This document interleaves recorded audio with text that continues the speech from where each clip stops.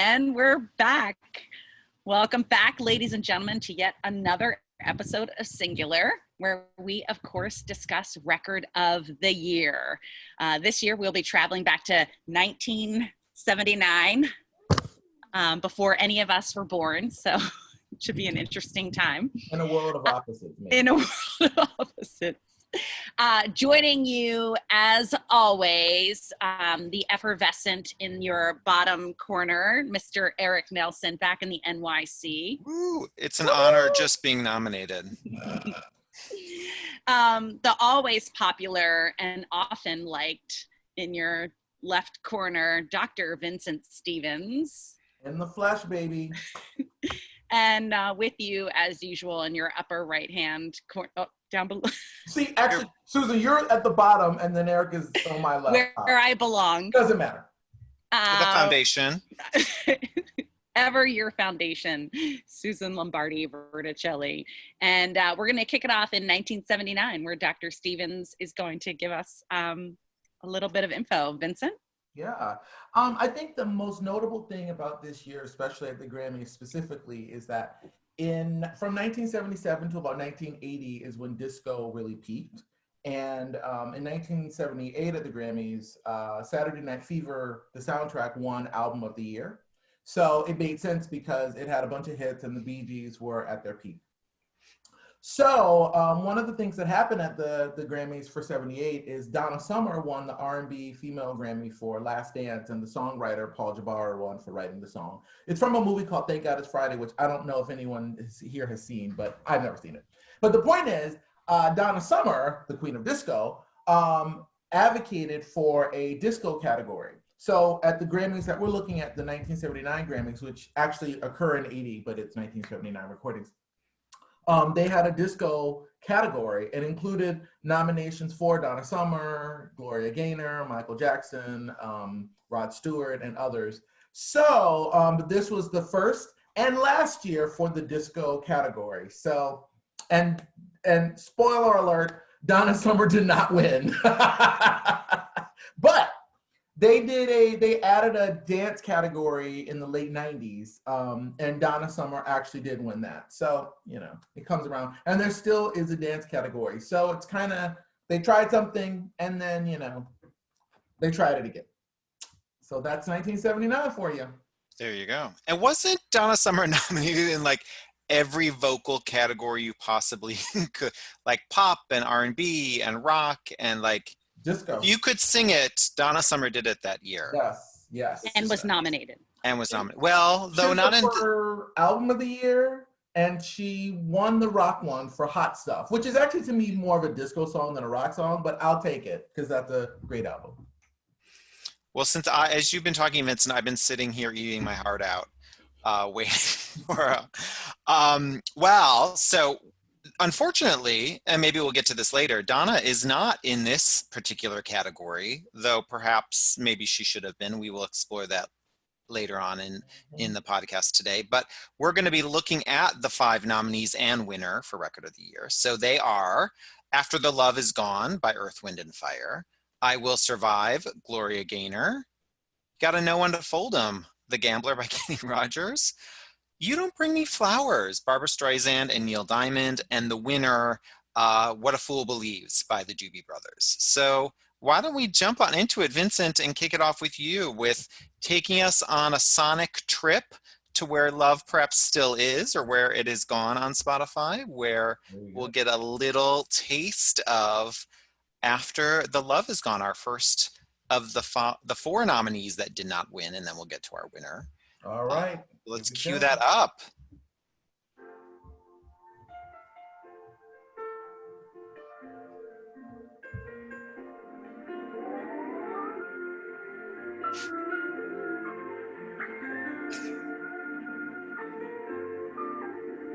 If people didn't know yet, it was 1979. That little sonic.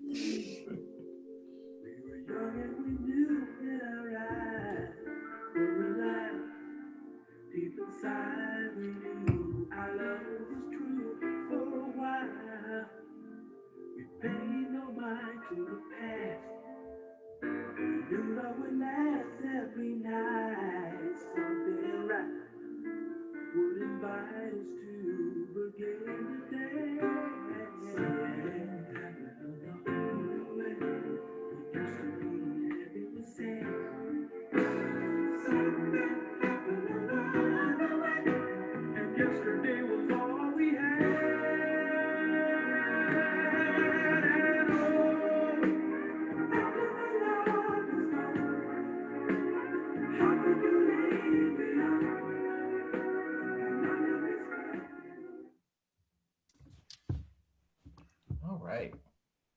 Hey, Vincent, what do you think of this one? All right. So Earth, Wind, and Fire was a funk group basically that crossed over, and a lot of their crossover songs were, really spirited, really energetic funk songs. Um, but they also were known for ballads such as "Reasons," for example, which spotlights Philip Bailey's amazing falsetto, which he can still do. So "After the Love Is Gone" was co-written by David Foster and Jay Graydon and Bill Chamberlain. So it was sort of written by some pop-oriented songwriters. And I have to say, I think it works. I think this is a beautiful song. It's gorgeous. It's lush. It's romantic. It's torchy. There's nothing about the writing or the melody or the lyrics or the arrangement that doesn't work. So I think this is a classic song. I think it's a wonderful example of, a love song, which is very typical for the Grammys, but it's so well done that there's nothing you can say about this song for me that's bad. I mean, I just think it's a beautiful song. Now, there are lots of beautiful songs in the universe. I think this ranks pretty highly. So I thought this is a nominee that both, it was a very popular song, and it also was a song that is one of very high quality, that is a classic. I think it will work today. And yeah, I think it's a great nominee. And I just think the fact that it didn't win speaks to how competitive this year was. So yeah. Okay. Susan, where did this song take you? This took me to the roller rink. Did you shoot the moon? I did the duck. I don't know. I wasn't born in 1979, so I don't really know what people are doing. But I agree with Vincent. I think after that kind of like keyboardy 1970s lead-in, this song is timeless, and it kind of takes you on, to use Vincent's word, a very lush journey. I just think the voices are gorgeous. I don't like. It's not quite trance for me, but it feels like I want to relax to this song. I want to get a massage to this song. Does that sound dirty? Sounds like clean. You'll get clean. Have we gone too far in this We podcast? never can go too far. Yeah. And I just, I think it was a change for Earth, Wind, and Fire, bringing in kind of a different element to their wheelhouse. And, like Vincent said, it works. I think this song works. It was not, spoiler alert, it was not my favorite song, which I think also speaks to the nominees, so many strong nominees during this year. But I think you could put this song, and we do hear this song on the radio today, which I think is also an amazing point about it. And I think you put the song on the radio today, and many people who also were not born in 1979 know it and are singing along to it. Nice job, Earth, Wind, and Fire. Done. Thumbs up. Indeed. Yeah, no, I agree with both of you. It's what I like so much about this song is that it's one of those songs that takes you on so many journeys. It's not like it picked like 6 notes that it just repeats over and over again. It really has like some sonic levels to it. Though I have to say, the chorus is such a masterpiece that the rest feels a bit, I don't know, lackluster to me. That doesn't mean I don't like this song, but it has so many highs, but I think it also has some sort of boring lows at the same time. My one criticism of this song or this nomination is that it's not September. September to me from Earth, Wind, and Fire is such a superior song. So why, and eligible this year. So why not that song instead of this song? It's funny. Yeah, I couldn't remember if September was earlier from an earlier album or if it was the same year. No, well, it's from a greatest hits album they released earlier that year, but the release date made it eligible for this year. And then this is on an album that followed up. So they essentially had 2 album releases, the span of like a 12-month period. But like this song, as good as it is, like September, like wins the day every time. So it's hard for me to understand how September is not a much more complex, interesting song than this one is in my mind. I wonder if they thought good. Like September, kind of a dance song, kind of fun. Whereas, I think at the Grammys, a ballad is always more quote unquote serious. Sort of like at the Oscars, lots of great comedies get passed over because they're not serious dramas. Yeah. So I wonder if they were like, well, let's go with something a little bit more sentimental. Yeah. Well, and the writers too of that song, of this song, this particular one, are become or already were Grammy favorites. So I wonder if that also had something to do with it. But like September just is such an amazing song from my perspective. So where's 100. that? Get that in the Where mix. is that Where exactly? is that? Okay, so let's move on to I'm not I was afraid, I was petrified, but now I'm not after hearing this. So, Vincent, will you give us a dose of self-empowerment, a little bit of anthem, a little bit of kick that dude to the curb? He's not coming back. I think I can do that.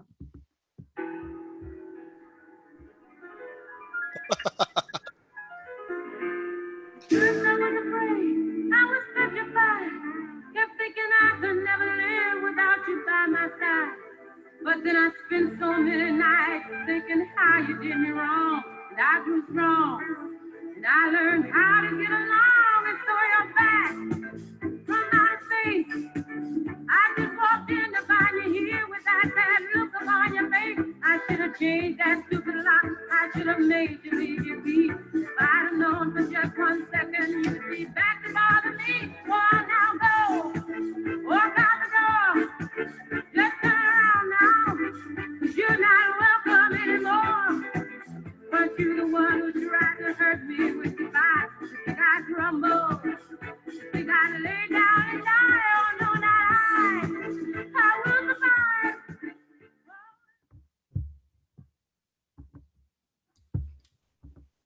Okay, Vincent, you are going to kick us off with a little bit of insight on, So I just yeah. want to say, I don't know if we have any fans of the classic HBO series The Comeback, but in the first season, Valerie Cherish is working on the anthem for the show, and they tell her that they can't license the Gloria Gaynor version, so she decides to sing it. And while she's singing it, she starts dancing and she starts acting it out. And at first, she's singing it real low, and then they're like, "Be more animated." And in classic Valerie Cherish fashion, she goes so completely over the top that she starts like yelling and screaming.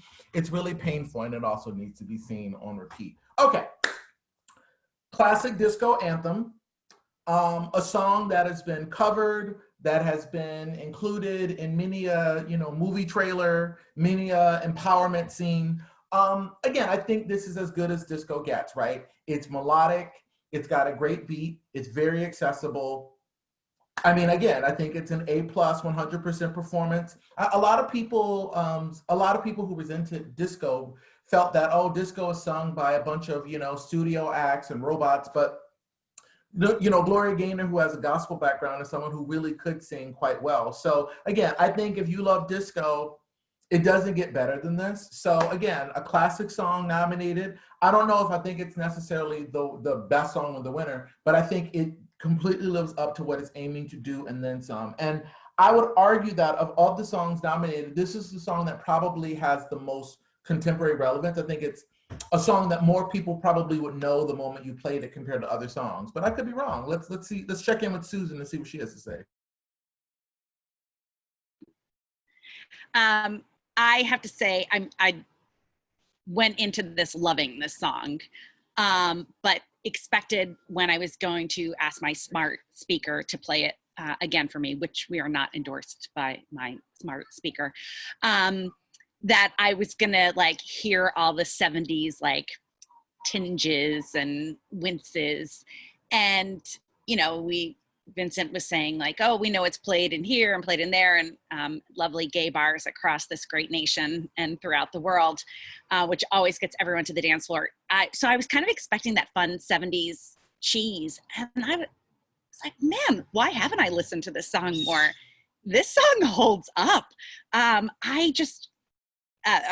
wrote down like the story progresses, like the storytelling in here I think is phenomenal. I love the piano. I love the cymbals, the way that they come in. I just think it's fantastic. And also to speak to the time in 1979, as we were once again discussing valuing women as human beings, the idea that this song, this strong anthem, would come out and is to this day still incredibly powerful, but not just powerful for its words, but musically just really holds up. And I have to say I loved it even more than I was expecting to. I agree with both. As maybe this is an agree day. Like I should have. Did I use agree antiperspirant this morning? Perhaps. What I think to Vincent, your point, and Susan, your points. What I think this stands in up against that argument. Disco is manufactured and is like not creative or not well crafted enough. Like there's so much variety within this song, all the orchestrate, all the instruments. Like it's a really complex song and is durable and holds up. I totally, I too thought, as we had that revival of disco and all these songs sort of in the mid 90s with, Priscilla Queen of the Desert and all of these Muriel's Wedding, where all of these ABBA and disco songs found life again, which was great. It just sort of felt like that revival wore itself out. So I was like, are we going back to listen to some of these songs again? But this one to me really held up and, was fun. I wanted to get my roller skates on and just go, having an empowerment skate. So let's move on to our third nominee. Do we have those like after ladies skate? They should have had an empowerment skate. I totally wish they had an empowerment skate. There was a skater in her video for this song. So that's right. The video's kind of minimal, right? It's just like her in this empty. I think there's a good pop-up video. They used to run it all the time in the 90s, and they gave you the backstory. I was like, this song deserves a better video. All right, so it's time for some Kenny Rogers. Gotta know when to fold them and know when to hold them. On a warm summer's eve, on a train, You're a frog. I met up with a gambler. We were both too tired to sleep, so we took turns of staring out the window at the darkness. Boredom overtook us, and he began to speak. He said, son, I've made a life out of reading people's faces, knowing what the cards were by the way they held their eyes. So if you don't mind my saying, I can see you're out of bases. For a taste of your whiskey, I'll give you some advice. So I handed him my bottle, and he drank down my last swallow. Then he bummed a cigarette and asked me for a light. And the night got deathly quiet, and his face lost all expression. Said, if you're gonna play the game, boy, you gotta learn to play it right. You got to know when to hold up, know when to fold up, know when to walk away, know when to run. You never count your money when you're sitting. Vincent, did you bring shots of whiskey for all of us on this podcast? Oh, you did. Big mugs. Yeah, so in the 1970s, country music was continuing its sort of journey of like crossing over. So country music vacillates between being very, very sort of focused on its niche audience and then being very mainstream. So in the 70s, Kenny Rogers is one of these breakout performers. So he had a big hit with Lucille maybe a year or two earlier. So, and people like Anne Murray, Willie Nelson, Crystal Gayle, lots of country acts were crossing over. So when I was growing up, Dolly Parton, exactly. When I was growing up, Kenny Rogers was country music. He was the most mainstream country singer. He was everywhere. With time, I would say I realized that I find a lot of his music kind of trite, and I think his actual musicality is very narrow, very limited. Having said that, I definitely think this is his shining moment. It's a narrative ballad. It tells an interesting story. Everybody knows the chorus. I call this like the populist favorite. I don't necessarily think it's like the most amazing or advanced song, but thinking about what music was like at that time, I understand why this was nominated. It's like, let's add a little variety. Everything can't just be disco. Everything can't just be R&B. Let's have a mix. I think it's a fun song. I think it's a sing-along song. It tells an interesting story. Again, not necessarily the most original or innovative, but I think it's a respectable choice. I think this is a year where they seem to have intentionally aimed to represent some diverse genres. So I think, yeah, this is a good representative of a kind of country crossover song. It's catchy as hell. You can't really deny it. All right, Kenny. Susan, will you deny it?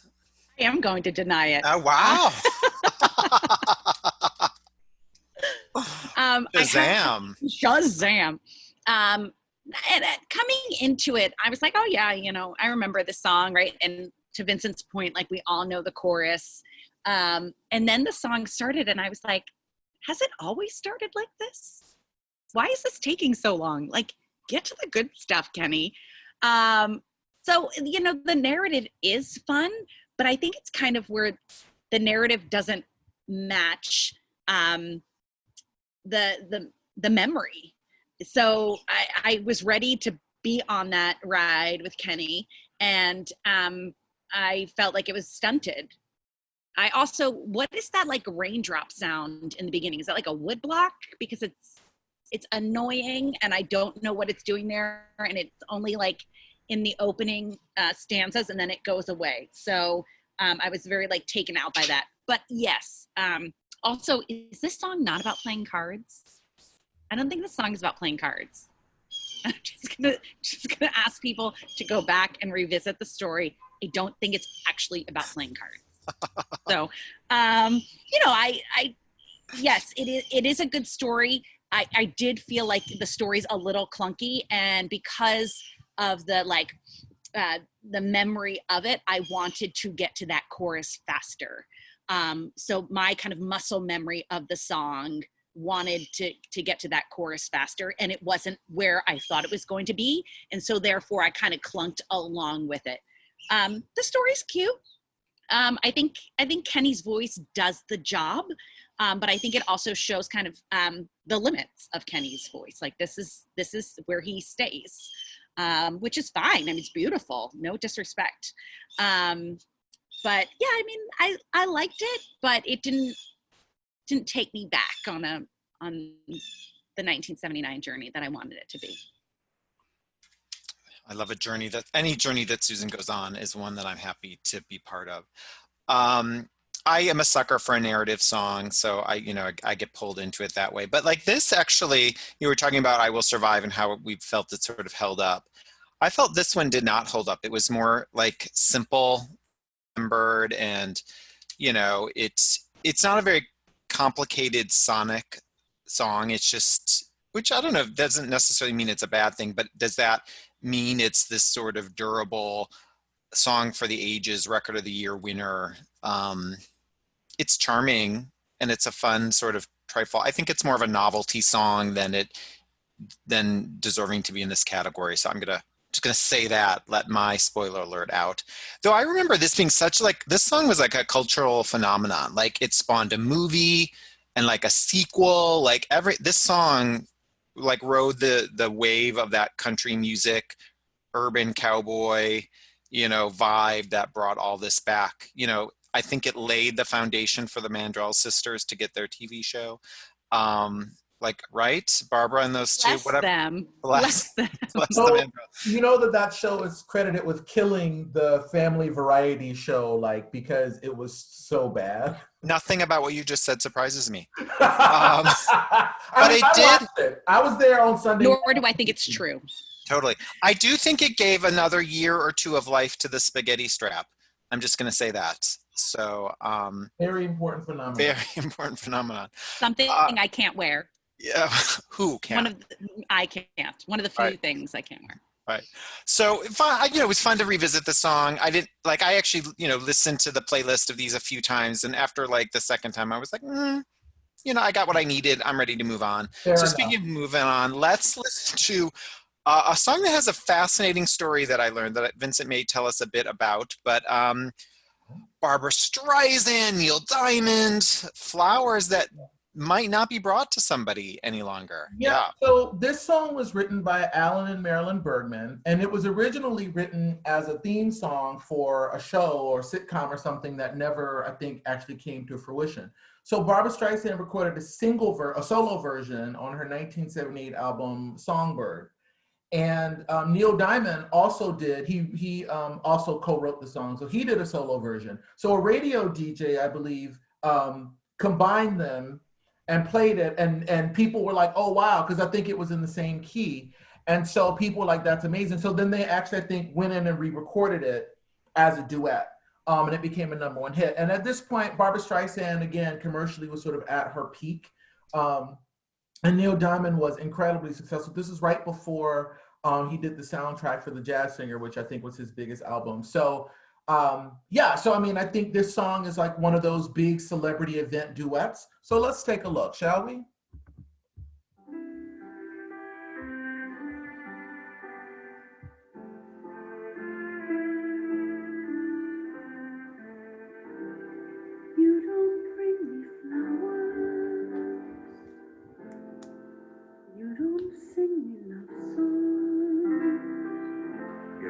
Talk to me anymore when I come through the door at the end of the day. I remember when you couldn't wait to love me, used to hate to leave me. Now after loving me, let it now. Well, it's good for you, babe. You're feeling all right. Well, you just roll over and turn off the light.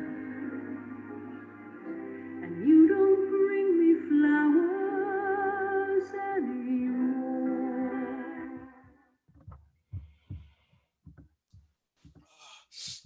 Okay. Have we all recovered emotionally from that devastation? From that minute, just a minute of Okay. Vincent Stevens, take it away. Yes. Cut those.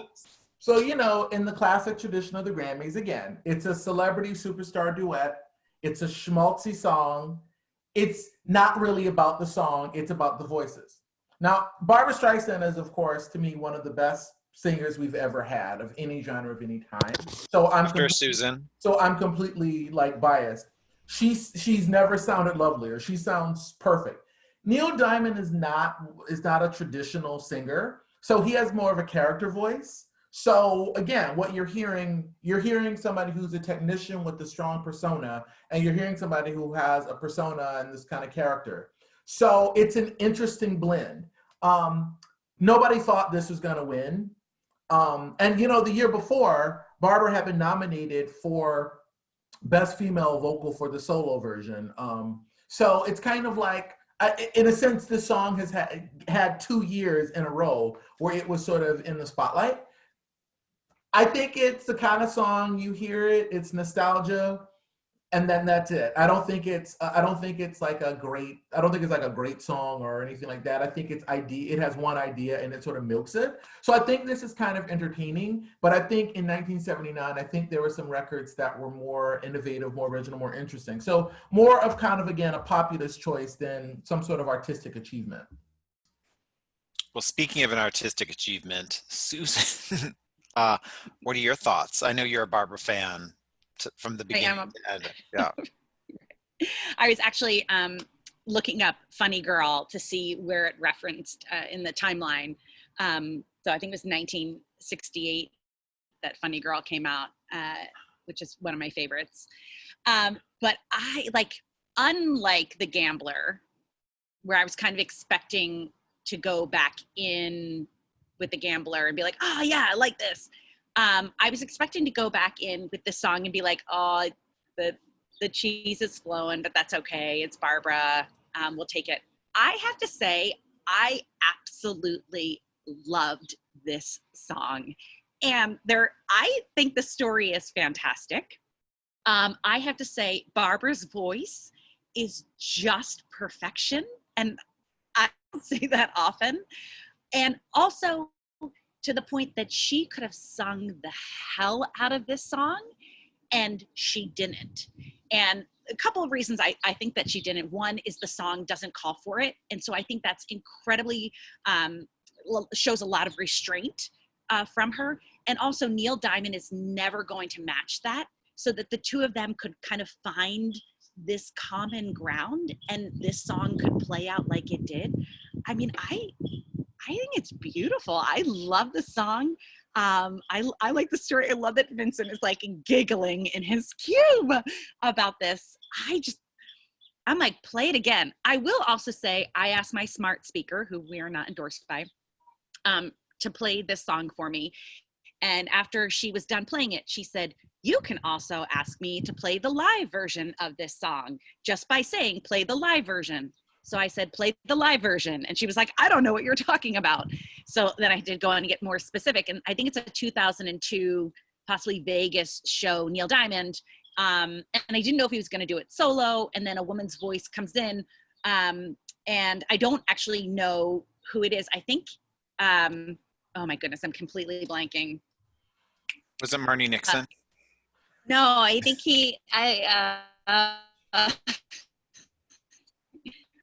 someone Google it. But it isn't, I mean, it's a wonderful voice.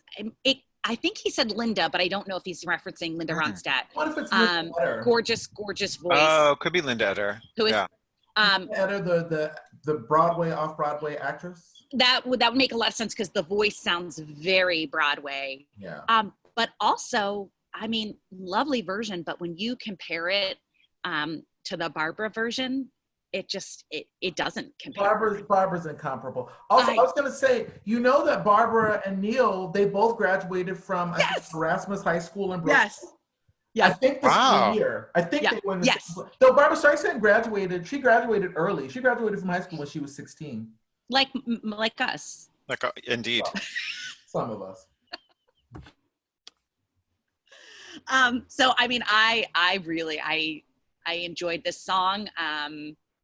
Yeah, I think there's a lot of perfect moments happening in it for all of its schmaltz, as you say, Vincent. All of its chicken grease. Susan, you said I think it was last week or 2 weeks ago, that you vacuumed to Achy Breaky Heart. I think You Don't Bring Me Flowers is a great song to wash the floor to. So, so put it on your cleaning list as well, playlist. I too like this song. I just find it so affecting. Like it takes you on that emotional journey. It delivers. It gives you that sort of like belt out song that you want at times. So I really enjoyed it. I was surprised actually. So this goes a little bit out of this category that it didn't win the duo or group vocal category for whatever reason. I think the Doobie Brothers ended up winning that for their album. But I think to your point, Susan, the difference in their voices, like it doesn't have to totally gel together because they're sort of sonically and the story, they're at different places. So I find it. I'm happy this song's in this category. I love the emotion and the schmaltz that it brings without taking it too far. It's just, I was just really happy to revisit it and hear it again. So speaking of hearing it again, let's listen to the song that came out of the envelope that year, which is What a Fool Believes by the Doobie Brothers. So Vincent, if you don't mind, hey DJ, spin that wheel of our winner. You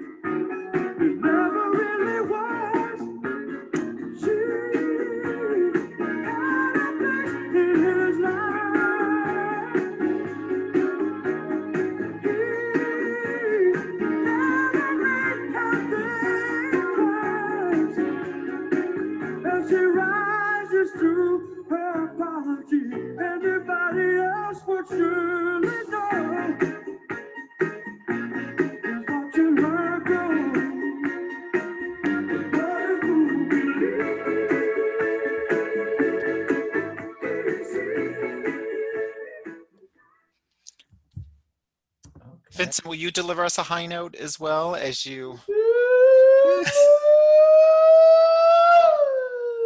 I don't want to give Still you got too it. much. Still got it. Got it. My voice has got a. Warm it up, warm it up. Okay. Warm it Ooh, up. it's still early Okay. morning too. So this song is written by Kenny Loggins and Michael McDonald. Footloose. And I remember actually in a book that I have on, I don't know, Billboard's #1 hits or the Grammys or whatever, they talked about like the arrangement, and there's a very complex polyrhythmic thing going on. There's all of these like very complex rhythms going on. And they were talking about there's a drummer, a live drummer, and I think there's a drum machine. There's like so much going on. Something that Eric has said many times that I think bears repeating is when a song kind of takes you on a journey. This song has the polyrhythmic percussion. It's got this very sweet sort of falsetto vocal by Michael McDonald. It's got strings. It's telling the story. I mean, it's just one of these songs that, yeah, when I was growing up, whenever this came on the radio, I didn't even know what it was saying because, you know, Michael McDonald doesn't know how to enunciate words. It doesn't matter. I just remember growing up, and I was like, when it came on, I'm like, I was making up the chorus, you know, it doesn't matter. It's so well written. It's so well sung. It's so beautifully arranged. There's so much color and texture, and there's so much going on. And I don't just mean it's just busy to be busy. I just mean they give it the right setting. And it's funny because Kenny Loggins has a solo version, and Kenny Loggins has his moments, but his solo version pales in comparison. Like this song speaks so much to how really careful, thoughtful, meticulous arranging can really bring out the best in a song. To me, this is a stone cold classic.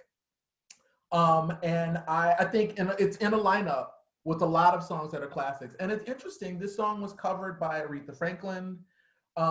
It's been covered by a lot of different people. And I think with good reason. I just think it tells an amazing story.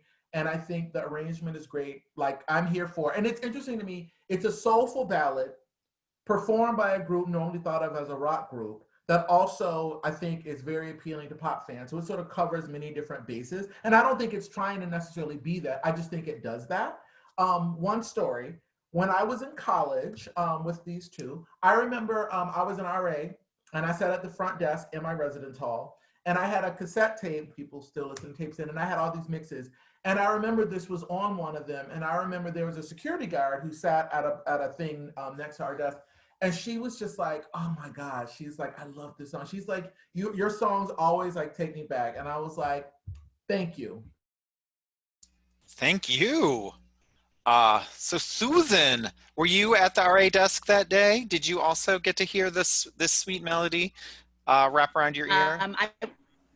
I was not at the RA desk. I was banned from entering the residence hall, as we all know. Because of drug use? Consistent. Yeah.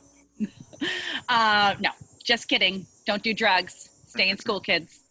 I have to say, I'm a little like disappointed that Vincent already did an impersonation of them singing this song. You can do one. I might do one. The opening riff of this song, I love it. I do all of a sudden feel that journey. Like Vincent was talking about, the layers of the instruments that's going on. I love the idea that there's a live drum machine happening. However, I spent a lot of time during the song wondering, what are they saying? And I also now that the song is off, I'm not sure that I could find the melody of it.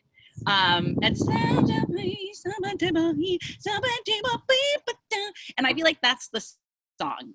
I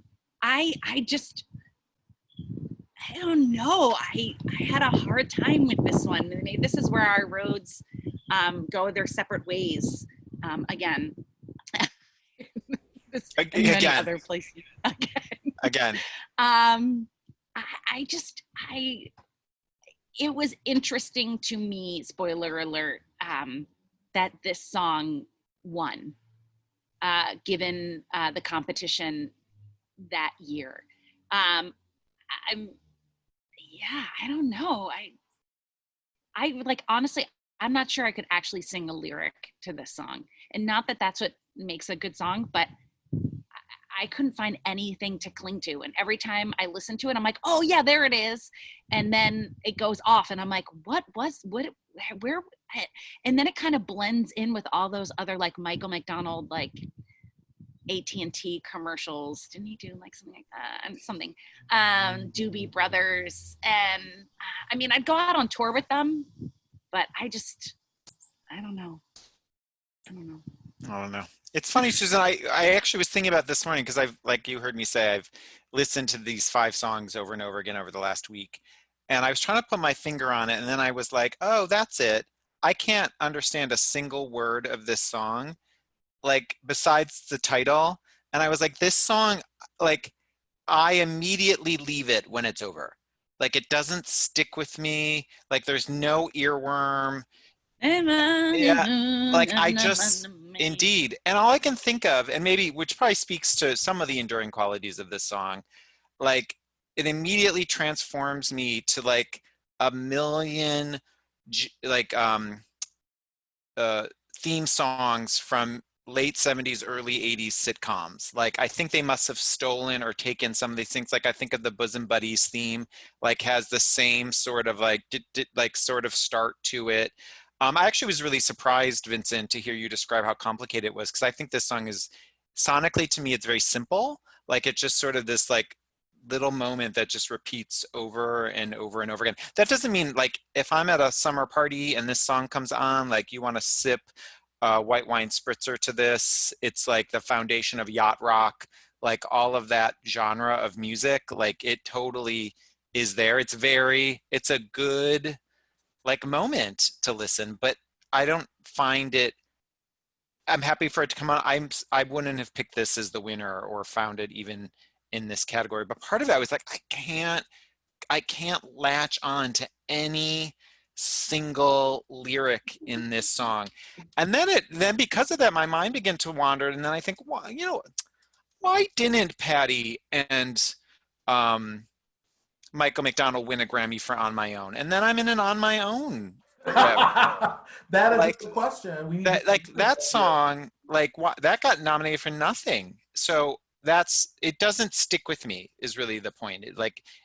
There's lots of satellites from this song, but the song itself doesn't launch me in some of the other ways that these songs did. I was going to say something. It's less about the song and more about Michael McDonald. So one of the things that I remember reading a review in Rolling Stone from probably the early 80s with Michael, I think it's the solo album. And the reviewer talked about the fact that after this song, like before Michael McDonald was in the Doobie Brothers, they were primarily known for like kind of rock stuff, a lot of it kind of just generic rock. But that polyrhythmic thing, he talked about how Robbie Dupree, who did Steal Away, stole the riff from What a Fool Believes, and He's So Shy also. So yeah, of course. Yeah. I can totally, just by saying that, I can hear it. Right. His argument was that Michael McDonald at the time and his approach was the most influential kind of singer in the early 80s because all of these different singers were kind of borrowing from his style. So I think, even though I know you all aren't loving the song, I think the song ended up being influential in this interesting way for other people in the early 80s. So just throwing that out there, because I never thought about it. And then, yeah, every time I hear He's So Shy or Steal Away, I'm like, wait a minute, isn't this, anyway. I mean, I'm happy to listen to it. I think on a mixtape, it has a wonderful place. I just don't know if it was record of the year this year for me. So along those lines, we're going to go around and say who should have been nominated and who do we think should have won, or who should have won from this group after we talk about who else should have been nominated. So Vincent, whose names should have been on this list? What when they announced the nominees, what should we have heard? There are 4 songs that I think would have been great or just interesting additions. One, this was a nominee for Song of the Year. Chucky's in Love by Ricky Lee Jones is unlike anything that was on the radio in 1979 or probably anything on the radio since. It's kind of jazzy, it's boho, it's Ricky Lee Jones 100%, and I'm here for Ricky Lee Jones 100%. So that would have been an interesting choice because it's such a different recording and it just has such a unique perspective. I think of all the songs on Donna Summer's epic double album Bad Girls, I think the title track Bad Girls is brilliant.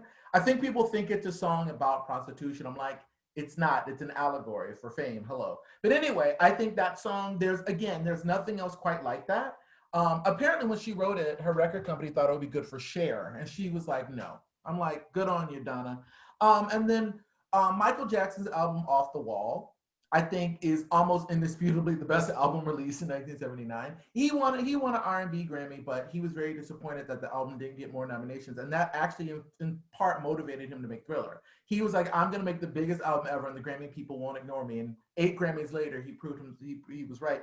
I think Don't Stop Till You Get Enough it's a disco song, but it's more than disco. It just transcends so many things. I think those 3 would have been great nominees. Also, this is the year that Joe Jackson had a hit with "Is She Really Going Out with Him" in 19. I think this was like maybe 79. I think it may have hit the top 20. I just think it's such a funny, caustic, kind of smart-ass type song. It's not the kind of song that usually gets nominated for the top award, though I think he was nominated in the male rock vocal. But I think that would have been interesting. So I just think this is a year that was overflowing with potentially great songs. So yeah. Okay, Susan, who do you amend to that list? Who do you add on? I'm gonna throw just it's 1979. Do we not have any Village People? YMCA was out that year. Look at Vincent's face. Vincent, people love that song. Yeah, people also love Me So Horny. Which is also your favorite. Was snubbed that year that it came out. Billy Joel, he cleaned up the year before, right? Did we lose him this year? He won Album of the Year for some reason. Oh. For some reason. Yeah. Okay. That's it. Also, I did want to comment. I don't know if you gentlemen noticed that the combined time of these 5 songs was 18 minutes and 30 seconds. Love it. Proving in the 1970s that we were making shorter songs. I like a 3-minute pop song. Let's get in, let's get out. Right. Vincent, like 7:30 curtain. Totally. We want to get to dinner by 9. Have it all work. I too would. Why was Donna Summer not in this top 5? Either Hot Stuff or Bad Girls. Either one would have been I think a comfortable song to happily live in this place. Vincent, will echo. I wrote down "Don't Stop Till You Get Enough" as well. I also wonder about like "Call Me" by Blondie. Like that changed, like the fusion of rock and disco and dance together. Why was that? How did that not get more attention this year? I also wrote, I'm looking at my list. What did I say? Oh, well, I'm a Bee Gees fan, so "Tragedy" to me is a song that just delivers and delivers and delivers. And like that song never ends. Like it works from like moment 1 to moment end. That song has so much going on and is such a pleasure to listen to. Probably because they got so many nominations the year before, but "Tragedy" is a great song. And I don't know if it should have been on the list, but "We Are Family" came out this year. Like that song just endures and not to be nominated. And if they wanted a rock song, I don't know if it's my favorite, but it's an interesting song. "The Logical Song" by Supertramp is also one that I think could have been on this list if they wanted a little bit of variety. But anyway, so, but Donna Summer should have walked away with Record of the Year that year. Not just that she was missing from this list, but she should have won, in my opinion. Beep, beep, beep. Yeah. So who should have won? Vincent Stevens. All right. Okay. Of the 5 that were nominated, I think there are 3 songs, "After the Love Is Gone," "I Will Survive," and "What a Fool Believes," that I think they would definitely be in my top 3. I think "The Gambler" would be at the very bottom, and then would be Barbara and Neil. But my favorite is the winner. I think "What a Fool Believes." I completely respect some of your perspectives, but it's a song that I heard so much growing up, and then once I figured out what it was about, I was like, oh, wow. Yeah, I like the story. I like the melody. I love the arrangement. And it actually won a Grammy for instrumental arrangement accompanying vocalist. which After the Love Is Gone was also nominated for that as well. And September was also nominated in that category. Again, why was that nominated? So I would give it to What a Fool Believes. If After the Love Is Gone or I Will Survive won, I wouldn't be mad at it. But yeah, What a Fool Believes, that's my choice. Okay. Susan, who would have you thrown that gramophone to? I would also put The Gambler at the bottom. So that's where we agree, Vincent. And then I think What a Fool Believes would come slightly on top of that. After the Love Is Gone, above that. And then my top two would be You Don't Bring Me Flowers and I Will Survive. And I have to say, for me, it's a toss-up of those two on who should have won. You cannot deny Barbara's voice and You Don't Bring Me Flowers. I mean, that just absolutely is perfection. However, I have to say the longevity and the storytelling of I Will Survive is just fantastic to me. Do I have to pick? Yes. Oh, well, I will say, knowing now from Vincent that Barbara won the year before as a solo. What's he saying? She didn't win. She was nominated. She was nominated. Okay. Ooh, I Will Survive. Gloria Gaynor. Done. Press to the wall, Susan. Yeah. Down to the wire. Yeah. I think this might be our first week where we have winning alignment, Susan.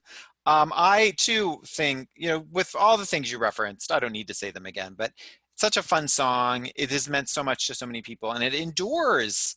And why not have a dance song finally win or a disco song to win, but give it to I Will Survive.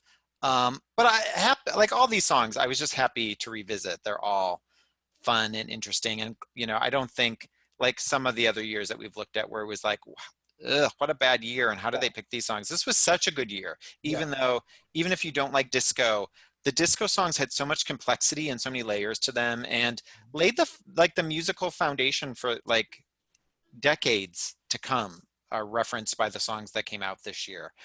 Both the rock, the disco and whatnot songs. So, but Gloria, take a Grammy.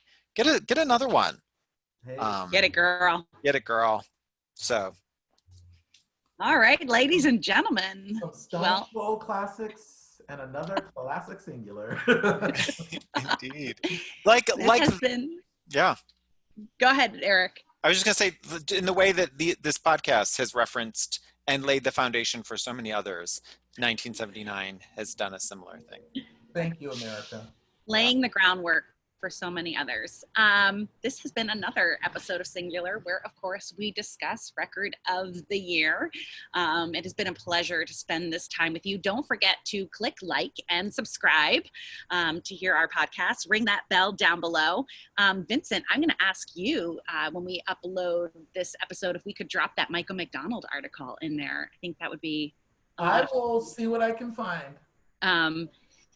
And stay tuned. It's, as usual, a pleasure to be with you. And as always, a pleasure to spend this time with Dr. Vincent Stevens and Dr. Eric Nelson. Honorary doctor. Closing out, anything, gentlemen, you'd like to say? We can't wait to see you again. And it's an honor just being nominated. Just being nominated. All right. Well, thanks, ciao. America. Ciao.